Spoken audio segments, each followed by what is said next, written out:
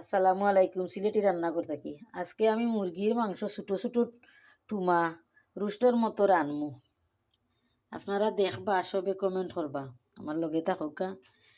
পেঁয়াজ, রসুন, কাঁচামরিচ, দারচিনি, বাঘর পাতা, টমেটো, ছোটো ছোটো মাংসর টুকরা আর মশলা।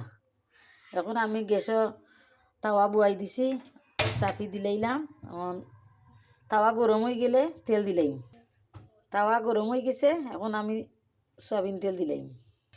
তেল গরম হয়ে গেছে, এখন আমি মুরগর ছোটো ছোটো টুকরাগুলো সারি দিমু।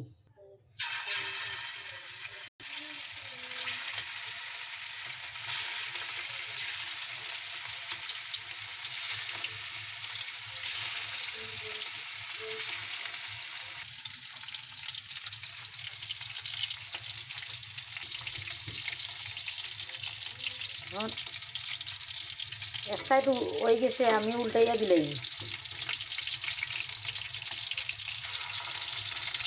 এক সাইড হয়ে গেছে, আমি আমার উল্টাইয়া দিলাম। উল্টাইয়া দিলাইছি। এখন টানা পর্যন্ত আমার সেলো মিডিয়াম আগুন রাখুন। আমার মুরগির মাংসের টুকরা হয়ে গেছে, টানি গেছে, এখন আমি তুলি লইম।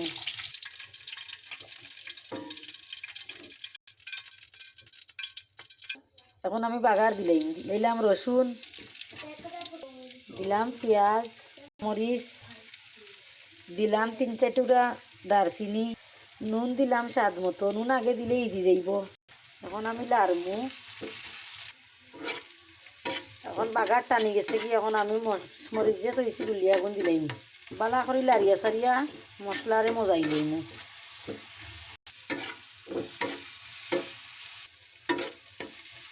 টমেটো দিলাইলাম।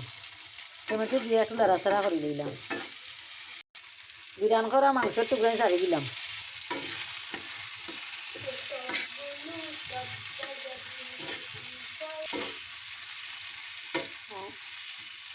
বারবার লাড়াচাড়া করমু যাতে মুড়ো ধরে না। খাটিয়া রাখছিলাম বাঘর পাতা, অক্সাই নখন উফরিয়ে দিলাইলাম। বাঘর পাতা মিষ্ট করে বারবার লাড়িয়া দিলাইলাম। ওলা মুরগর মাংস ছোটো ছোটো টুকরা করিয়া ওলাখান মাছর লাখান বিরান করলে যে মজা হয়, খাইয়া দেখ। ওলা বানাইয়া খাইয়া দেখবা।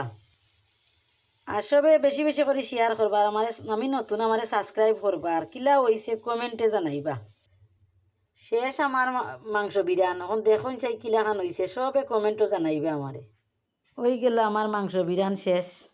সব আমার পাশে থাকবা। আসসালামু আলাইকুম।